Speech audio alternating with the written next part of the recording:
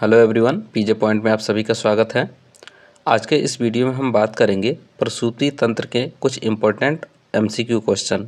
ठीक है, आप यहाँ पे देख पा रहे हैं जैसे कि पहला प्रश्न दिया हुआ है, सुश्रुत अनुसार रजोमती स्त्री का वय है। रजोमती का मतलब क्या होता है? जिसमें मेंस्ट्रुअल साइकिल स्टार्ट हो रहा है। ठीक है, मेंस्ट्रुअल साइकिल कब से कब तक रहता है? पहला ऑप्शन दिया है 16 से 40 वर्ष, दूसरा ऑप्शन है 12 से 50 वर्ष, तीसरा है 18 से 40 और चौथा है 18 से 50। तो इसमें से सही आंसर बताइए क्या होगा। तो सुश्रुत ने जो बताया था रजोमती स्त्री का वय, उन्होंने बताया था 12 से 50 वर्ष। ऑप्शन नंबर बी सही होगा। दूसरा प्रश्न है, सुश्रुत के अनुसार गर्भाधान योग वय है, यानी कि गर्भ को धारण करने का सबसे अच्छा आयु क्या होता है?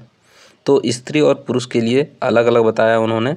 पहले ऑप्शन में दिया है पुरुष के लिए 21 वर्ष, स्त्री के लिए 18 वर्ष। दूसरा ऑप्शन है पुरुष के लिए 21 वर्ष, स्त्री के लिए 16 वर्ष।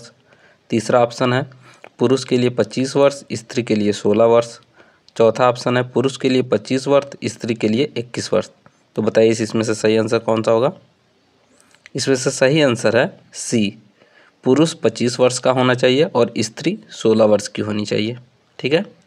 तीसरा प्रश्न है, वाग्भट के अनुसार कितने वर्ष में स्त्री व पुरुष संपूर्ण वीर्य युक्त हो जाते हैं?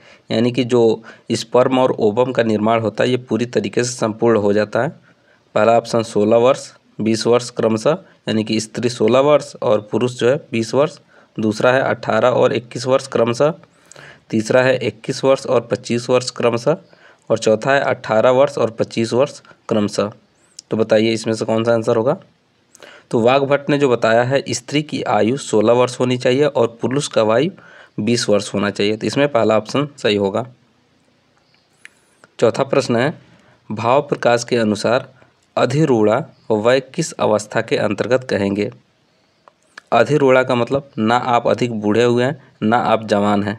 ठीक है, तो यहाँ पे पहला ऑप्शन बाल्यावस्था, दूसरा मध्यावस्था, तीसरा वृद्धावस्था और चौथा 70 वर्ष के पश्चात।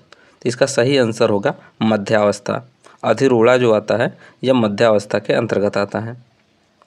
उसके बाद से पांचवा प्रश्न है, हारित के अनुसार कितने आयु तक स्त्री उत्तम वय वाली होती है? यानी कि हारित ने बताया है कि इनकी आयु उत्तम होती है, वय वाली, उत्तम वय वाली होती है।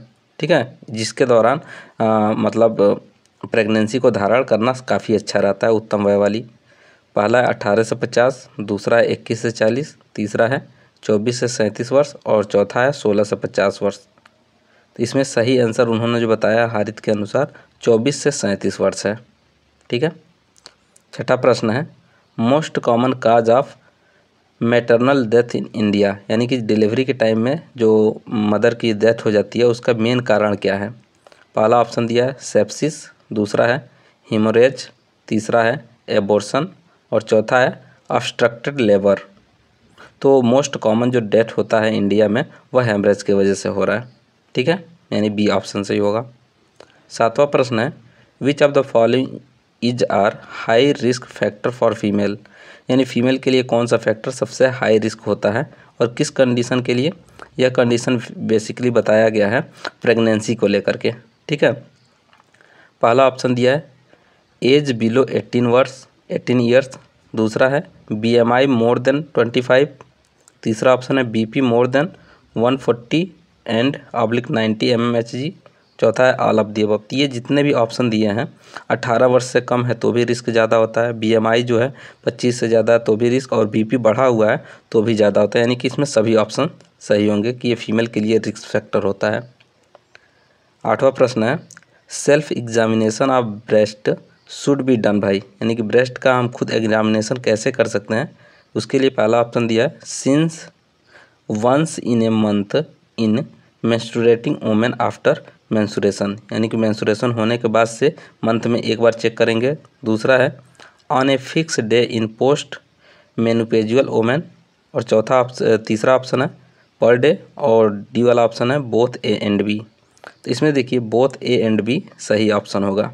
ठीक है, तो ये कुल 8 प्रश्न हो गए। आई होप आपको ये प्रश्न पसंद आए होंगे, और वीडियो पसंद आ रहा हो तो वीडियो को लाइक करो, चैनल पर नए हैं तो चैनल को सब्सक्राइब करिए। मिलता है नेक्स्ट वीडियो में, तब तक के लिए टेक केयर, बाय बाय।